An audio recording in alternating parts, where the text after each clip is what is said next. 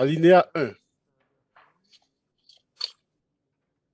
Chaque pays membre met tout en œuvre pour que les services postaux de paiement ci-après soient fournis ou admis par voie électronique sur son territoire. Alinéa 1.1.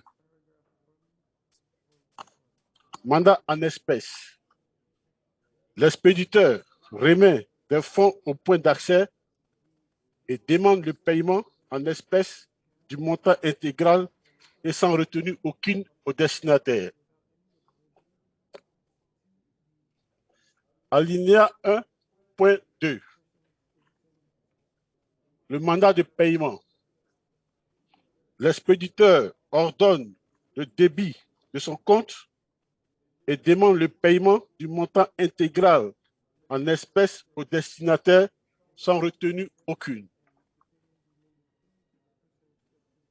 Alinéa 1.3. Le mandat de versement. L'expéditeur remet des fonds au point d'accès au service et demande leur versement sur le compte du destinataire sans retenue aucune. Alinéa 1.4.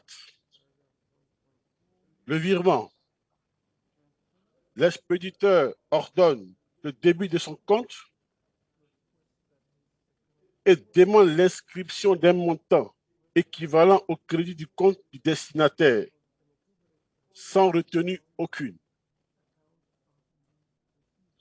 Nous avons, au niveau de l'arrangement, il y a eu un article, un alinéa 1 qui a été rajouté, dont l'alinéa 1 bis.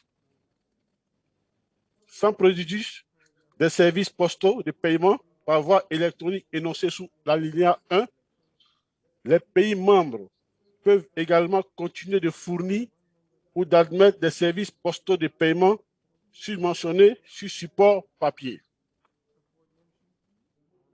Le motif de ces modifications ou de cet ajout.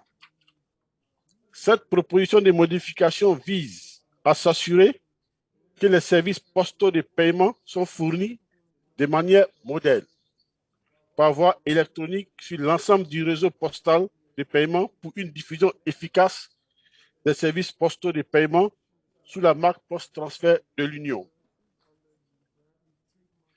La proposition fournit également des éclaircissements au sujet de la possibilité pour les pays membres de l'Union de continuer à échanger des mandats de poste sur support papier.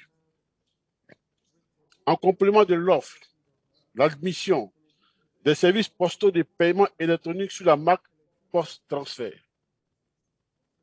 Ça, c'était l'article 1er de l'arrangement.